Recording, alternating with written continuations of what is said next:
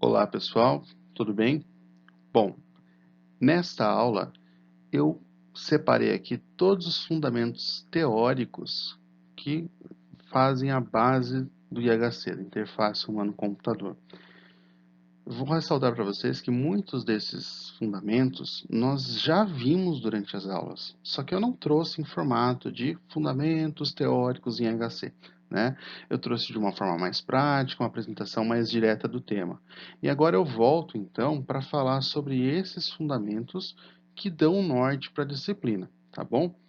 Então, durante a apresentação desses slides, vou apresentar esses conteúdos para vocês, vou apresentar alguns autores, e aí espero que vocês consigam, né, dessa forma assimilar melhor do que se eu passasse lá no começo sem a gente ter nenhuma experiência de campo, né, sem a gente ter vivenciado nenhum desses itens. Alguns são novos e outros vocês vão perceber que já foram passados em aulas anteriores.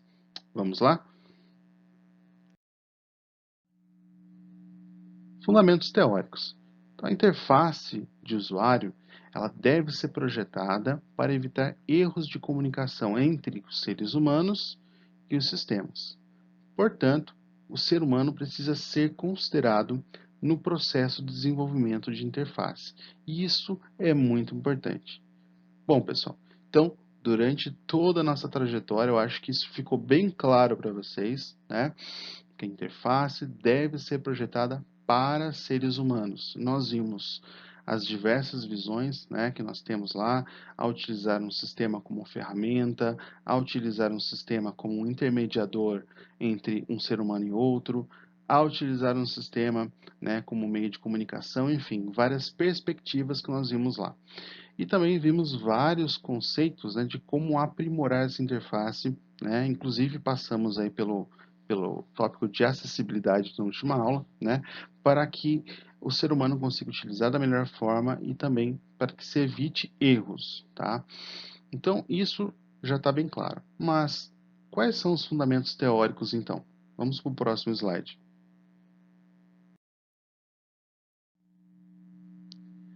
Engenharia cognitiva e engenharia semiótica. Então, o processo de projeto de interfaces com o usuário tem seus fundamentos teóricos advindos da engenharia cognitiva e da engenharia semiótica. É centrado no usuário e tem grande influência nos processos adotados pela engenharia de software. Então, pessoal, esses são os dois pontos fundamentais, né, do nosso processo de desenvolvimento. Ou seja, nós somos pautados aí pela engenharia cognitiva e pela engenharia semiótica. E além do mais, o projeto deve ser centrado no usuário, né? Todo o foco dele é no que o usuário vai interagir, no que o usuário vai reconhecer, no que o usuário vai memorizar, no que o usuário vai aprender e no que o usuário vai dar retorno, tá? Então, todo o nosso maquinário, nosso equipamento, computador, tablets, celulares, enfim, qualquer dispositivo que você possa imaginar, ele é projetado, o seu hardware, né, para o usuário, para o ser humano. E tudo isso tem grande influência também nos processos adotados pela engenharia de software, né, que diz respeito ao desenvolvimento do software, aos seus ciclos de evolução e de desenvolvimento. Tá? Então, dito isso, vamos agora conhecer um pouquinho mais sobre o que é engenharia cognitiva e o que é engenharia semiótica.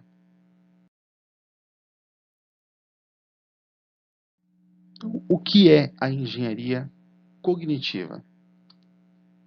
A engenharia cognitiva foi proposta por Donald Norman em 1986, na tentativa de utilizar conhecimentos da psicologia cognitiva, da ciência cognitiva e dos fatores humanos para entender os processos cognitivos humanos, processo pelo qual o ser humano constrói conhecimento, e a capacidade e limitações da mente no intuito de usá-los para desenvolver sistemas interativos agradáveis, motivadores, prazerosos e fáceis de usar. Tá?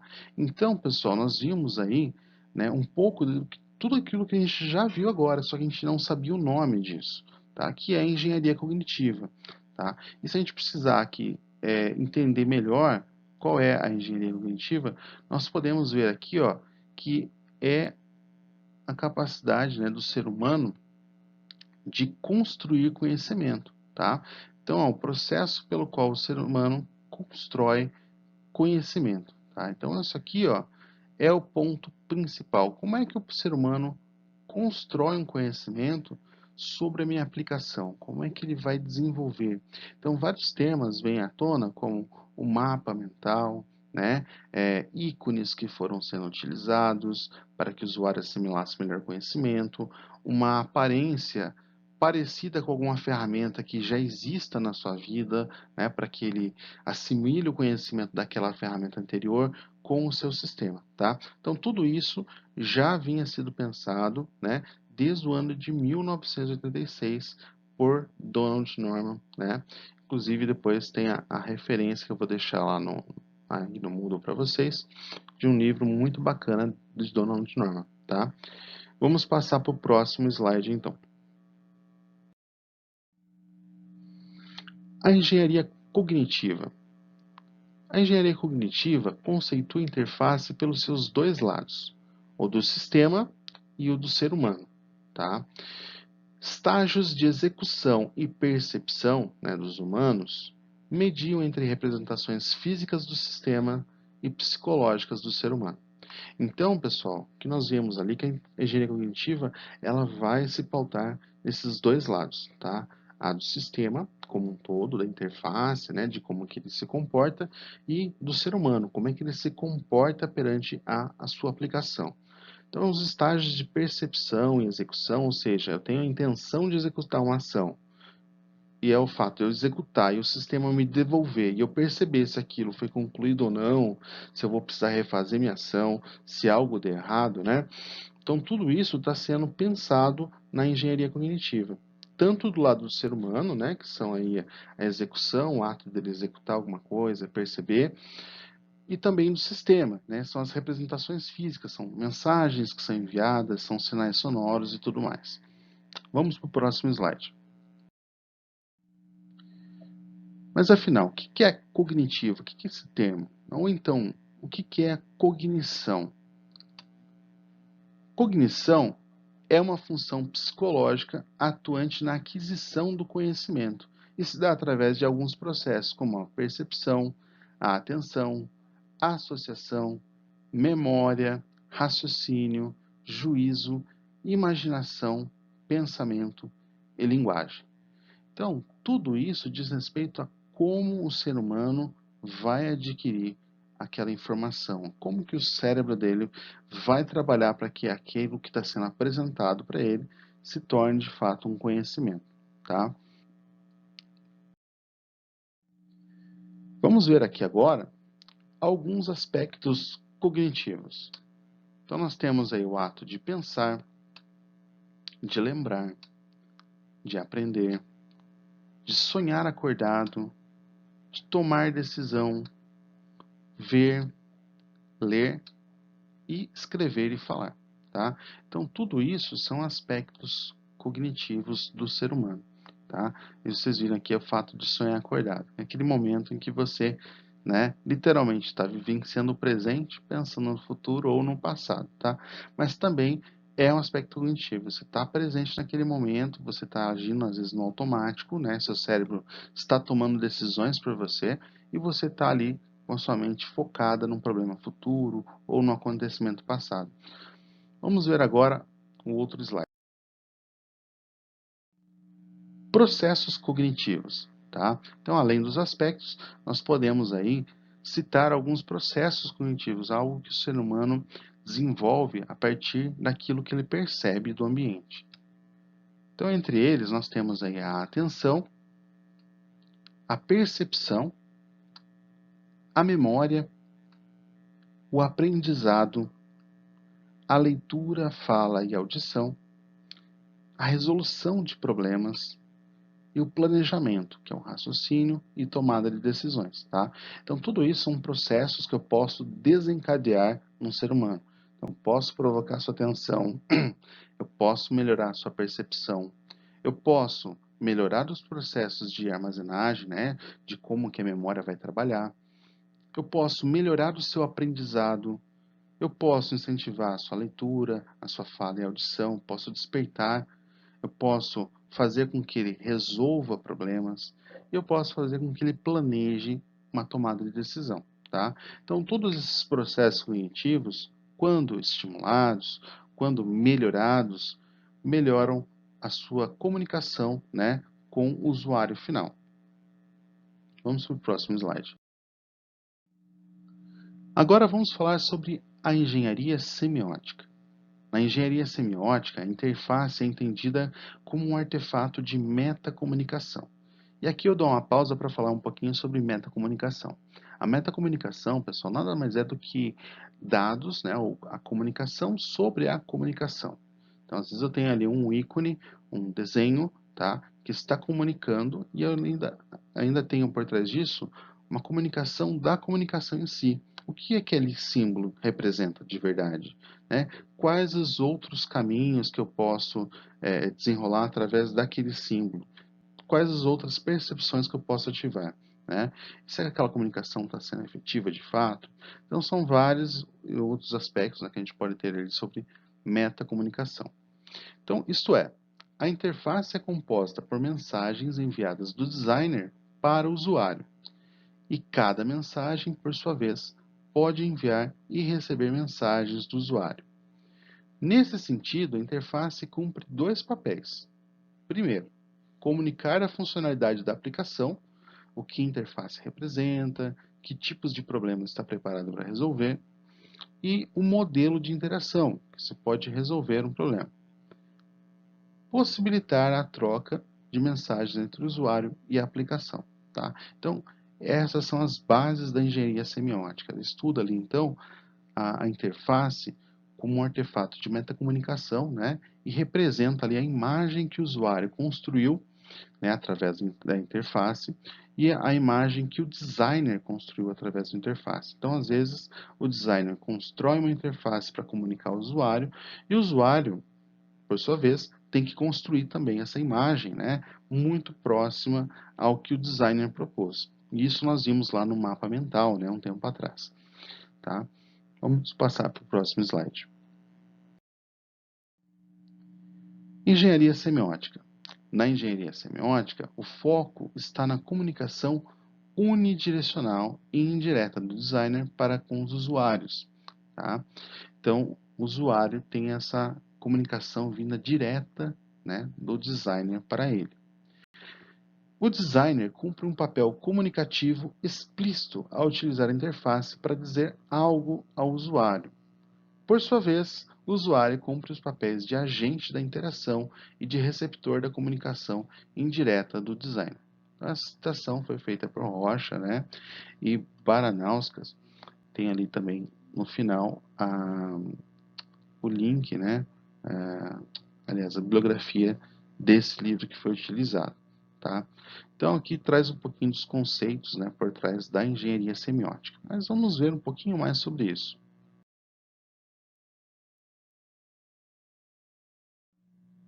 Abordagem da engenharia semiótica.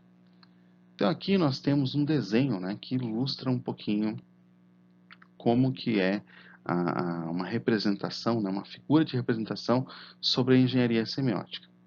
Então aqui está o designer, né, representado por essa moça, e ela diz o seguinte: vou projetar uma interface que comunique ao usuário que esta aplicação é a minha solução potencial para o seu objetivo. E aqui nós temos o usuário, né, dizendo que, através do processo de interação, eu estou interpretando a mensagem do designer para que eu aprenda o modelo conceitual dessa aplicação e alcance o meu objetivo. Tá? Então, o designer aqui ele construiu o sistema, né? Esse sistema, a sua interface, tem que passar de forma clara para o meu usuário, tá? Como que eu faço para desenvolver, né, um objetivo ali? Tem um objetivo a ser cumprido, tem uma intenção de ação, e através da interface do sistema que eu vou conseguir resolver. Tá? Então vamos supor que o usuário queira fazer a impressão de um documento. Qual será que vai ser o caminho que ele vai tomar para que ele consiga imprimir aquele documento? Qual é o feedback que o sistema vai dar para ele para ver se ele está no caminho certo ou não, para guiá-lo? Ok? Então, esse é um exemplo aí de como que a abordagem, né, da engenharia semiótica funciona. Vamos passar para o próximo slide. Semiótica em sistemas computacionais. Então, abordagens semióticas ao design de software permitem-nos considerar não apenas os aspectos imediatos, né, que são aqueles físicos da interação, mas também o seu aspecto interpessoal e cultural, focando na expressão e interpretação dos elementos na interface de software. Então, às vezes, eu tenho que considerar também, né, o contexto cultural e toda a bagagem que o meu usuário traz consigo. Porque, às vezes, um símbolo que para mim representa uma ação clara dentro do contexto cultural daquele funcionário, daquele usuário, né, pode ser que não represente, pode ser que não fique claro. Tá? Então, devo levar em consideração tudo isso. Passando para o próximo slide. E aqui nós temos, né, uma abordagem de forma diferente sobre a semiótica. Né? Então, como que o Peirce, né, que é um dos autores que fala sobre isso, propõe as categorias de signos ou sinais. Tá?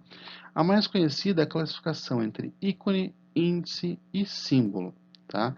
Então, o ícone em si, ele refere ao objeto, né, por possuir características do objeto independente da existência desse objeto. Então, vamos supor, eu quero colocar, né, uma opção de salvar, e aí eu uso o disquete. Tá? Então, o ícone, ele tem características, né, caracteres do objeto que eu estou querendo referenciar ali. Tá? Então, meu ícone vai ter o desenho do disquete em si. Já o índice refere-se ao objeto em virtude desse ser afetado, né, pelo objeto em si. Então, ele representa ali a ação que o objeto faz. Então, o disquete, para quem utilizou há muito tempo atrás, né, ele tinha a função de salvar alguma coisa. Tá? Então, é isso que eu estou buscando ali. Tenho a referência gráfica dele e tenho a ação que ele faz por trás. E, além disso, o símbolo, né, o terceiro ponto, refere-se ao objeto através de uma relação com o interpretante, lei ou convenção. Tá? Então, ele traz para mim, além desse representação física e da ação, ele traz para mim, né, uma mensagem clara daquilo que ele está proposto dentro da minha interface, tá? De como que eu vou salvar isso. Signos da interface. Então, os signos da interface são as unidades significativas da interface, os elementos que podem adquirir significados para o usuário. Qualquer elemento da interface tem o potencial de ser um signo, né? De ter ali essas ações que nós vimos ali atrás. Então, aqui eu coloquei alguns exemplos, né? Que eu peguei ali no próprio arquivo de fontes do Windows, né? Se eu não me engano, ali foi o Wingdings. Então ele traz ali alguns ícones, tá? E esses são utilizados desde as primeiras versões. Então, há muito tempo atrás, o ícone da fitinha tinha o símbolo de salvar, porque as mídias, né, os arquivos, né, na década de 70, mais ou menos, eram salvos ainda em fita cassete. Isso entrou até para os anos 80. E aí, nos anos 80, que foi trocado pelo disquete. Aqui o símbolo de janela do Windows, né? Então um símbolo que virou ali referência. Então quando estava ingressando no Windows, você sabia qual era o símbolo, né? Qual era o sistema que estava ingressando. O sinal de mouse, né? Que aponta para um dispositivo. Então se tiver um sinal ali, eu sei que a minha interação deve ser feita com o mouse. A famosa ampulheta, né? Que aparecia quando nós estávamos esperando algum processo ocorrer.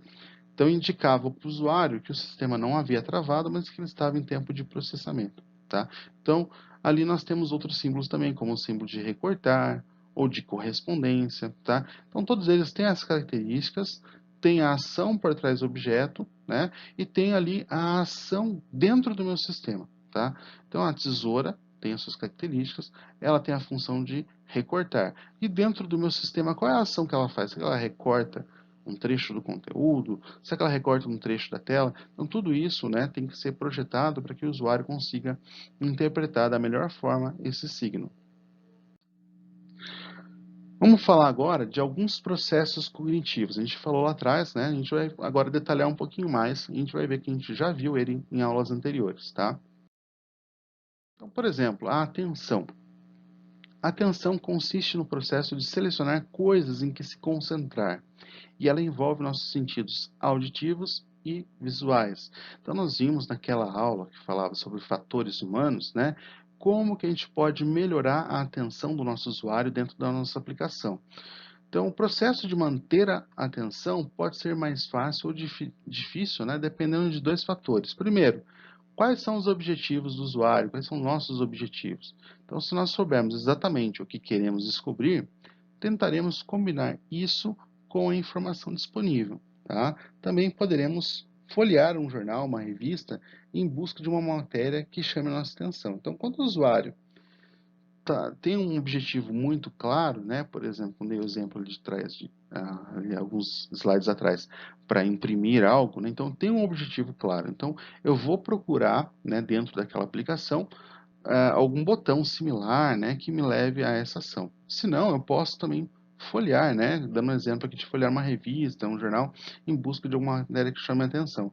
Caso eu não saiba, não está claro ali, eu posso, né, desbravar aquela interface procurando até achar aquele item que eu quero. E esse item pode estar de forma escrita, né, um sistema mais simples, ele pode estar de forma gráfica, enfim. O objetivo é sempre chamar a atenção do usuário para aquele processo. E a apresentação da informação.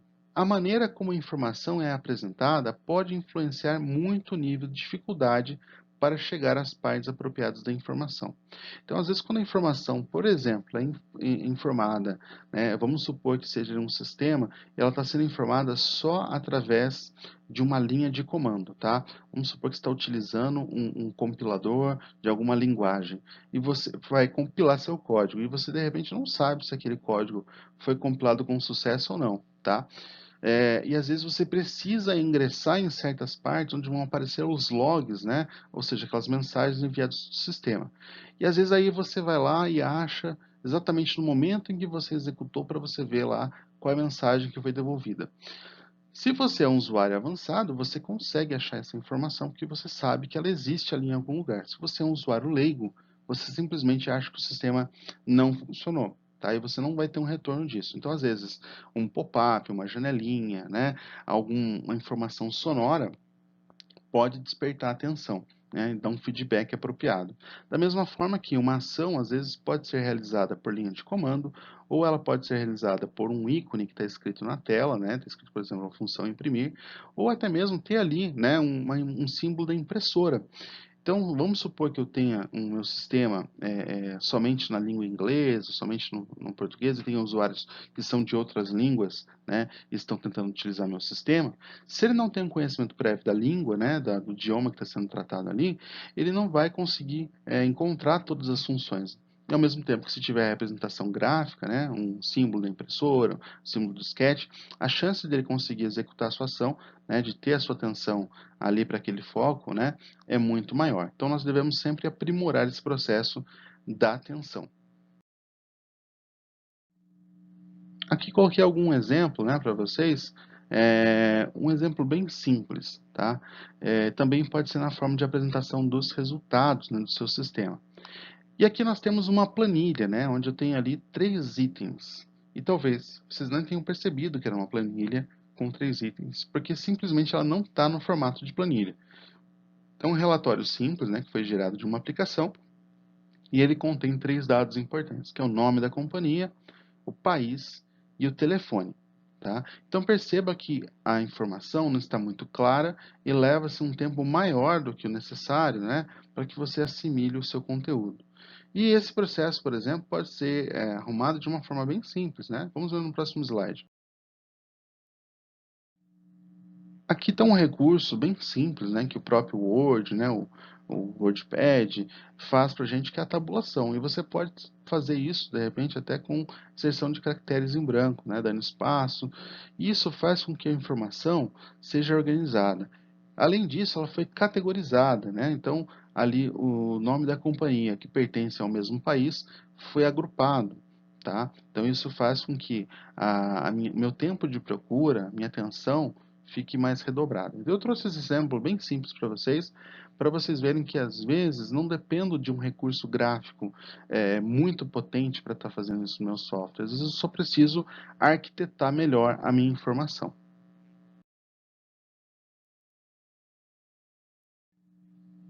Outro processo importante diz respeito à multitarefa e à atenção, tá? Então, a multitarefa é quando você precisa que o usuário faça muitas tarefas ao mesmo tempo, né? Ao mesmo tempo que ele preste atenção em um item escrito, ele está tendo um retorno sonoro, né? Ou então ele precisa estar de olho ali no feedback. Então, há muita pesquisa sobre multitarefa e atenção, e a principal conclusão é de que seus efeitos dependem do tipo da tarefa.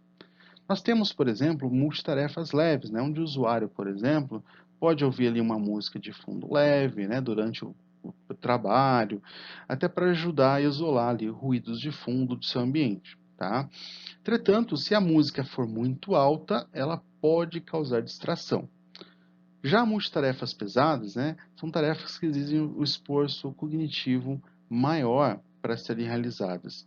Vamos parar para pensar um pouquinho, né? Essas multitarefas pesadas, elas ocorrem principalmente agora, durante o período que você está em aula. Às vezes você está assistindo essa aula, ao mesmo tempo você está mexendo no celular, né? Ali você está num ambiente que tem mais barulhos, de repente uma pessoa passou ali por trás, te chamou atenção para algum fato, conversou com você, chegou uma mensagem no seu celular, você foi olhar, de repente a televisão está ligada lá no fundo, você tentando prestar atenção também no noticiário. Então, tudo isso é caracterizado como uma multitarefa pesada, tá? Então, às vezes, você não consegue se manter atento àquilo que você está fazendo. Então, nós devemos também prever isso, tá? Será que o meu usuário está focado inteiramente na minha aplicação? Tá? E, às vezes, eu posso evitar que ele tenha maiores distrações, ele consiga focar só naquilo que ele está fazendo. Tá? Então, os estudos indicam que pessoas que realizam multitarefas pesadas têm mais facilidade em perder atenção do que pessoas que fazem pouca ou nenhuma multitarefa. Um grande exemplo que eu gosto de dar para os alunos, né, é a respeito do buscador Google. Eu posso até já ter comentado em aula com vocês. Mas o Google, ele surgiu numa época em que já existia muitos buscadores bons, tá? E, além de ter um motor de busca muito legal, né, que trabalhava com o fato na indexação e na pontuação dos resultados, né, quando um falava sobre o outro, enfim, ele tinha um certo escalonamento, né, que era originário, na verdade, de um motor de busca chinês, que mais tarde se tornou aí o Baidu. O Google, ele também apostou muito na parte da interface. Tá? E grande sucesso dele se deve a isso. Hoje o Google é o que é, podemos dizer que claramente foi para o seu início, onde ele apostou numa interface limpa, né, no qual ele tinha uma multitarefa leve, que era digitar um termo, apertar Enter e contemplar os resultados. Outros motores de busca, outros sites de buscas, apostavam no modelo portal de notícias. Então você entrava, tinha até ali um buscador no canto, mas muitas notícias, né, ali ao redor do buscador. E às vezes o fato de você entrar ali para fazer uma busca e olhar uma notícia, você acabava sendo, né, distraído por essa notícia e levado por outros caminhos. Então o usuário entrou com uma intenção clara de ação, e o próprio sistema não ajudou ele a focar nessa ação, tá? Então, um exemplo que fica aí mais claro para vocês. Nossa memória, né, falando agora sobre memória, nossa memória é limitada e utiliza um mecanismo de filtragem para selecionar o que será lembrado e o que será esquecido. Nós vimos naquela aula sobre chunks, né? Vocês viram lá qual que era mais fácil de decorar, um número apresentado de uma forma ou um número apresentado de uma outra forma. Até coloquei uma charge aqui que diz respeito, né, a um usuário aí que está falando sobre uns relatórios, né, problemas de produtividade, e ele deixa claro ali que ele teve que fazer uma gerência de memória no cérebro, tá bom? Depois, se quiser dar uma pausinha, ler com mais calma, tá? Então, aí é uma tirinha aí que fala sobre essa gerência de memória. Então, é muito mais fácil reconhecer do que se lembrar. Então, às vezes, se eu tenho um comando muito difícil, às vezes eu não lembro o comando com exatidão, né? Isso acontecia muito na época da interface através de comandos, né, no qual tinha ali o DOS, entre outros, né? Às vezes eu tinha que lembrar do comando completo. Agora, com a interface gráfica, né, é muito mais fácil reconhecer. coloquei uma imagem aqui, né? Às vezes é mais fácil eu reconhecer aonde eu vou para uma ação, né? Reconhecer um menu, ele se torna familiar. Eu lembro que a informação estava por ali, mas não lembro precisamente onde, né? Mas eu vou explorando, do que eu de fato lembrar o comando, tá? E aí, se eu não tiver na hora nenhum artifício para me ajudar, a intenção de ação às vezes não é concluída. Outro aspecto que nós devemos levar em consideração é o aprendizado, tá? O aprendizado pode ser considerado com relação a aprender a usar uma aplicação baseada em computador ou aprender algo com auxílio de uma aplicação baseada em computador. Cada vez mais as pessoas estão menos dispostas a aprender seguindo instruções e manuais. Elas preferem aprender fazendo. Dessa forma, uma interface simples, familiar, pode servir de ferramenta para ensinar o usuário como o sistema realmente funciona e quais são suas capacidades. E aí, pessoal, eu dou uma pausa aqui para falar principalmente, né, do nosso usuário brasileiro. Nosso usuário brasileiro detesta manuais. Todo software tem que ter a sua documentação, né, isso é claro, até para que ele tenha qualidade, né, no seu produto. Porém, nós não temos ali usuários, né, aqui no Brasil pelo menos, e acho que em muitos outros países também acontece isso, usuários dispostos a ler manuais e seguir instruções. Se fosse assim, ninguém precisava de cursos, né? Então eu comprava um software e aí eu aprendi a utilizar ele só utilizando o manual, tá? Vamos tomar como exemplo o Photoshop. Você adquiriu o Photoshop e você viu que veio uma documentação muito grande. Se fosse assim, você não precisava de nenhum outro curso de Photoshop, bastava você ler ali as instruções, né? E você ia conseguir aprender. Então, essa leitura das instruções, às vezes, está baseada nisso. Aprender a usar uma aplicação baseada em computador. Então, tem uma aplicação ali dentro, né, um Photoshop, por exemplo. A função dele é editar fotos, eu quero aprender sobre ele. Então, eu vou ler o manual, ler todos, né, tirar todas as dúvidas e vou saber cada ferramenta, cada função. A outra coisa, né, diferente do comprar um Photoshop e aprender o Photoshop, é de repente eu ser um fotógrafo e querer aprender a editar fotos. Então eu tenho um foco diferente. Tá? O Photoshop é apenas uma ferramenta, é um meio pelo qual eu vou conseguir aquela ação de editar as minhas fotos. Então, durante o processo de aprendizagem da edição de fotos, aí sim eu vou aprendendo o Photoshop como ferramenta. Então, tem ali uma primeira aula, por exemplo, né? Como corrigir a iluminação.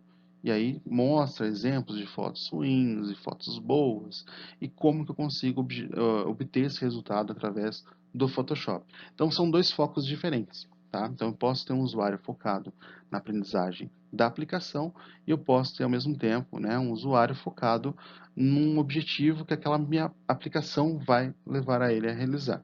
Tá? Então, esses são os dois tipos de aprendizado que nós temos.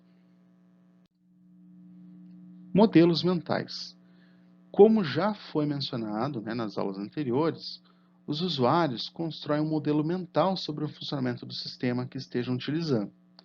Esse modelo mental, né, costuma ser incompleto, inconsistente ou simplesmente errado. Isso se dá porque o usuário não conhece o mecanismo interno do sistema. E ali eu coloquei a imagem do elevador, tá? E representa bem isso. Quando eu chego para utilizar o elevador, eu posso até não saber como é que ele funciona, mas eu sei que tem um botão, né, para chamar esse elevador. Aí eu aperto ele. E vamos supor que ele esteja lá no último andar do prédio, esteja no primeiro. Então apertei, ele começa a descer. Se eu estou com muita pressa, às vezes eu posso achar que apertando repetidas vezes o botão, eu vou acelerar, né? Eu vou aumentar a velocidade desse elevador, ele vai vir com mais urgência. Então isso mostra como às vezes a gente desconhece, né, o modelo mental que está sendo utilizado ali naquele produto, naquele artefato, tá? Outra coisa, por exemplo, né, que eu já até citei, se eu não me engano, se eu não esqueço de citar agora, é a respeito do funcionamento do forno, por exemplo. A gente sabe como funciona um forno, né, de assar alguma coisa. E às vezes a gente tenta assar, né, um alimento, alguma coisa, e tem lá nas instruções o tempo necessário e a temperatura necessária. E se eu estou com muita pressa, por exemplo, eu posso de repente entender que se eu diminuir o tempo e aumentar a temperatura, eu vou ter o mesmo resultado. Tá? Então, Isso mostra como que o usuário às vezes forma modelos mentais errados sobre o nosso produto. Então, na situação, né, que eu citei ali, a ansiedade do usuário pode ser diminuída se for aumentada a transparência do sistema, ou seja, se forem oferecidas mais informações sobre o seu funcionamento. Tá? Então, vamos supor que eu apertei lá o botão, né, do elevador e ao mesmo tempo que ele mostra ali qual andar que ele está e qual que ele já está chegando, ele poderia mostrar para mim o tempo, né, que ele vai levar para chegar até o meu andar. E se ele parar no meio do caminho, então o tempo é parado, né? E volta a continuar contando quando ele chegar. Então isso, de repente, diminui a ansiedade. Da mesma forma como já foi aplicado em sinais de trânsito, por exemplo. Você pode ver que alguns sinais de trânsito têm lá o tempo em que o sinal vai mudar de vermelho para verde. Naquele tempo ali você tem um momento mais aproveitado, digamos assim. Você percebe que em 30 segundos dá tempo de você ler uma mensagem no celular e depois voltar a atenção para o trânsito sem o risco, né, de perder a atenção enquanto está dirigindo. Ao contrário de você chegar no sinal, pegar o celular e a hora que você está no meio do processo, abre o sinal e você de repente leva uma buzinada ali. Então isso fez com que você gerisse seu tempo melhor, diminuiu sua ansiedade e você aceitasse melhor aquele tempo que você fica parado. Tá? Então isso é você oferecer mais informações para o usuário, uma transparência maior. Mas aí vem o segundo ponto, tá, gente? Quanto de transparência eu devo oferecer para o meu usuário? Se eu colocar informações demais, também é ruim, tá? Vamos supor que eu coloque ali para o meu usuário do elevador quanto tempo de vida útil tem ainda o cabo que segura ele e traz para cima e para baixo. Será que um usuário que ao enxergar que ele tem mais um dia de vida útil aquele cabo, vai entrar no elevador? Né? Será que ele vai aceitar isso com essa informação? Será que não vai deixar ele mais apavorado? Tá? Então, as informações demais também acabam trazendo, né, um aspecto sobrecarregado para o seu sistema, um excesso de informação, uma poluição, tá? Ou às vezes essa informação acaba sendo simplesmente ignorada, tá bom? Por último, nós temos aqui algumas teorias, né, que o pessoal de engenharia cognitiva, engenharia semiótica sempre trazem para a gente, tá? Vamos falar um pouquinho sobre elas, né? A teoria da ação e os golfos da execução. Então, vamos imaginar uma pessoa interagindo com um sistema computacional. As metas da pessoa são expressas em termos relevantes à pessoa, tá? Os aspectos psicológicos. Os mecanismos e estados do sistema são impressos em termos relativos a ele, tá? Então, os meios físicos. A discrepância entre as variáveis físicas e psicológicas criam os pontos a serem considerados no design, análise e uso do sistema, que Norman chamou de teoria da ação e golfos de execução e de avaliação, tá? Então, vamos dar uma olhadinha para vocês entenderem um pouquinho melhor o que são esses aspectos técnicos, tá? Na teoria da ação, né, nós temos ali o propósito, né, de entender como que as pessoas fazem as coisas, tá? E nós vamos ver que nós temos ali diferentes estágios. Então, 7 estágios são diferenciados na teoria da ação, né, da atividade do usuário, conforme ilustra a próxima figura. Então, vou dar uma olhadinha na figura aqui. Tá? A primeira tem uma figura mais textual, né, trazendo para vocês ali que a ação é, inteirada de 7 estágios, uma sequência de 7 estágios. Primeiro, você tem que definir um objetivo geral para a ação. Tá? Vamos supor ali que você tem a intenção de anotar algum compromisso no seu celular. Então, segundo passo, estabelecer uma intenção imediata. O que eu vou fazer? Então, você lembra que você tem uma aplicação no seu celular que tem esse propósito, tem essa finalidade. E aí você estabelece, então, uma sequência de ações. Vamos supor que seu celular está bloqueado, então você vai ter que pegar ele do bolso, desbloqueá-lo, entrar nas suas listas, né, de aplicativos, procurar, né, pelo nome, então, essa aplicação, abri-la, clicar lá no botão Novo Evento, adicionar uma data, adicionar um título, quem irá participar, definir ou não um alarme, certo? Então, são essas sequências que você toma de forma imediata, né? Às vezes até inconsciente, você está acostumado a fazê-las, ou então às vezes você não está acostumado a fazê-las, vai precisar do sistema para lhe auxiliar. O quarto passo, né, diz respeito aqui, então tudo isso que a gente viu até agora eram ações mentais. Já que o quarto passo entra na questão de ações físicas. Então você vai executar as ações que você simulou na sua cabeça. Tá? Isso lembra muito o nosso modelo mental que nós fizemos lá atrás, no qual vocês tinham que ensinar um usuário a instalar a aplicação direto da loja, né, e tudo mais. Então, nesse momento que o meu usuário vai executar essas ações e depois ele vai perceber o estado resultante das ações, ele vai perceber se deu certo ou não. Caso não dê certo, ele volta, né, a definir um objetivo, ou então ele volta aqui no item 3, estabelecer uma nova sequência de ações. Tá? Bom, caso ele consiga, ele vai então interpretar o que é percebido por ele pelo sistema. Ele vai avaliar. Será que a avaliação foi atingida? Sim ou não? Caso não tenha sido, gerar uma intenção imediata diferente. Pode ser uma intenção de desfazer ou para substituir o efeito que não surgiu. Tá? Então ele pode, de repente, tomar, como eu disse para vocês, outra sequência de ações, ou de repente definir um novo objetivo, que é usar um novo aplicativo, né? Ou então gravar uma mensagem de voz, e aí ele vai avaliar, será que foi atendido ou não? Será que o objetivo de me lembrar no futuro foi atendido ou não? Caso contrário, avaliar se o código geral da ação foi atingido, né? Se foi atingido, é o final da interação. Então, o cara conseguiu gravar ali, né, o seu processo, enfim, atingiu a ação que ele estava querendo. Ele finaliza ali aquele processo. Se não foi, ele vai iniciar uma nova interação, retomando-se do passo 2, tá? E aí, gente, mostra mais ou menos o que a gente faz no dia a dia, né? Só que às vezes a gente não para pensar nesses processos. Esses processos estão sendo descritos ali da forma como pedi até para vocês lá atrás, né? Em forma de algoritmo, né? Ou até mesmo em fluxograma, a gente pode definir isso. Então, ali, mais ou menos, né? Um outro desenho, que seria ali a meta que o usuário tem. Então, ele formula sua intenção, especificação, e aí ele vai para a execução. Nesse momento da execução, então, ele vai interagir com o meu sistema, através dos dispositivos de entrada, né? E vai, então, tentar inserir as ações. E o meu sistema vai devolver para ele vai ter uma percepção, então, através dos dispositivos de saída, né? Através de telas, através de mensagens, tá? Através de uma vibração no celular, ele vai perceber se a ação dele foi concluída. Ele vai interpretar e avaliar essa ação. Se ele chegou à conclusão que essa ação, essa meta foi atingida, ele vai para um outro, né, uma outra meta, enfim. Se ele concluir que a sua meta não foi atingida, ele volta então para a especificação da ação aqui.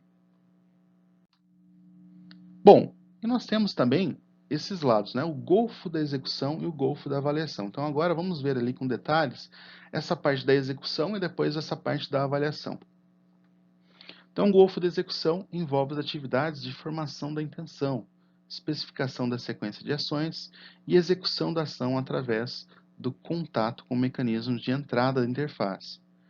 O outro golfo é o golfo de avaliação, que envolve o momento em que o usuário coloca o planejamento da sua ação em prática, executando ações, né, através dos dispositivos de entrada no sistema, e o momento que o usuário, por meio das saídas do sistema, avalia se seus objetivos estabelecidos no planejamento de ação foram alcançados. Tá? Então, duas definições um pouquinho mais técnicas ali. Vamos ver aqui um exemplo, uma ilustração. Tá? Então, eu tenho ali um usuário interagindo com o notebook. Então, o fato dele querer agir, né, ali é a travessia que a gente fala do golfo de execução, ou seja, do momento que ele tem aquela intenção até o momento que ele interage com o sistema. E aí o sistema vai formular para ele mensagens, né, dispositivos de saída vão oferecer para ele um feedback para ver se aquela intenção foi concluída, né, aquela ação. Então eu tenho essa travessia do golfo da avaliação que vai chegar até o meu usuário. Tá? Então, tem a formulação da intenção imediata, elaborar o plano de ação, né, e executar o meu plano. Isso aqui na parte do golfo de execução. E no golfo de avaliação, perceber o estado do sistema, interpretar o estado e avaliar se houve o progresso na realização da intenção imediata e do objetivo geral. Então, quando eu planejo uma interface, pessoal, eu devo pensar muito nesses processos. tá? Não é só o processo da funcionalidade, não é só o processo do design bonito, não é só o processo da acessibilidade. Eu devo pensar nesse caminho que leva o meu usuário a percorrer entre a sua vontade de realizar algo e esse feedback se a ação foi realizada ou não, tá certo? Pessoal, nosso momento então, final da aula, de interatividade, tá? Então, uma pergunta básica para a gente fazer, para ver se vocês compreenderam um pouquinho sobre o que foi passado hoje. Então, podemos adotar várias medidas ao planejar uma interface, considerando os conceitos de cognição, exceto a. Podemos incentivar a memória do usuário, oferecendo atalhos de teclado para comandos visíveis em botões e itens de menu. Item B. Podemos oferecer as informações necessárias no momento certo, para que o usuário não tenha que procurá-las por si só. Eita, enroscou a língua aqui. Evitando multitarefas, tá? Então, eu vou oferecer só no momento necessário para ele ali e ele vai ter menos tarefas a fazer simultâneas. C. A interface pode apresentar gradativamente mais funcionalidades do sistema conforme o usuário utiliza. Então, conforme ele vai melhorando o modelo mental, eu vou apresentando mais funcionalidades para ele. A interface, entender agora, a interface pode ajudar o usuário a construir um bom modelo mental sobre o sistema, oferecendo imagens, animações e informações quanto ao seu funcionamento interno. Tá? Então, eu posso, através da minha interface, melhorar o modelo mental sobre o qual o meu usuário, né, projetou no meu sistema. Item E. Quanto mais informações sobre o funcionamento interno do sistema, tá? Quanto mais informações eu fornecer, melhor será o modelo mental do usuário. Então, quanto mais informações ali na tela, né, a respeito de como que o meu sistema funciona, como que é a tecnologia por dentro dele, né, tudo isso pode fazer com que o meu usuário melhore o seu modelo mental. E aí, qual que você acha correto? Vamos para a correção? Então, a alternativa correta era a letra E. Então, isso não é projetar uma interface considerando os conceitos de cognição. Nós vimos que, ao informar muita coisa, o usuário pode ficar confuso, as informações podem ser ignoradas. Então, eu posso, sim, oferecer informações de forma gradativa, informações que são pertinentes ao momento, né? Informações fáceis de serem compreendidas, tá? Mas nunca eu posso pensar que quanto mais informações, melhor, tá? Tem até alguns programas de culinária que falam, né? Quanto menos, melhor. Quanto mais simples, melhor. Né? Fazer o feijão com arroz básico ali e bem feito, tá? Então, às vezes a simplicidade é a aposta para fazer um modelo mental mais eficaz no meu usuário. Então, para uma breve conclusão, tá? Sobre essa nossa aula, para se projetar interfaces com qualidade, é fundamental a correta compreensão das bases teóricas envolvidas na interação humano-computador. A usabilidade e a comunicabilidade, hoje está enroscando bastante a voz, né? Vamos repetir esse trecho aqui então. A usabilidade e a comunicabilidade, segundo Agner, né, que é um outro autor aí da área, são conceitos diretamente ligados à qualidade das interfaces do usuário. E o que vem essa usabilidade? É proveniente das teorias da base cognitiva, né? Da forma como o usuário aprende, da forma como o usuário está assimilando aquele conteúdo. E a comunicabilidade, né? Ele fala aí a respeito da semiótica, que é o estudo dos signos, dos símbolos, né? E como é que o meu usuário vai entender aquela mensagem que eu estou enviando para ele, se ela está bem formulada, tá certo? Pessoal, então essa foi a nossa aula de hoje, né? Falando um pouquinho sobre as bases teóricas e finalmente dando nome a elas, tá? Nós já estávamos utilizando, vimos de uma outras formas, né? De outras formas em nossas aulas e agora finalmente demos um nome para elas e agora vocês sabem daquilo que a gente está falando. Indico para que aqueles que forem trabalhar na área de UX, né, que forem formados depois de trabalhar em design de interface, façam uma leitura muito mais completa sobre isso. Isso aqui foi um arranhado na superfície do que representa essas duas áreas, né, tanto da cognitiva quanto da semiótica.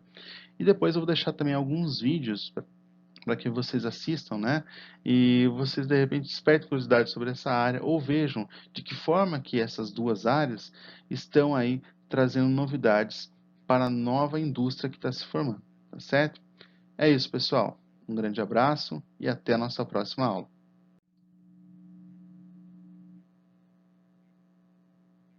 Ah, e aqui a bibliografia, tá? Tem alguns livros que eu usei de pesquisa para fazer essa aula para vocês, tá certo? Agora sim, finalizamos nossa aula.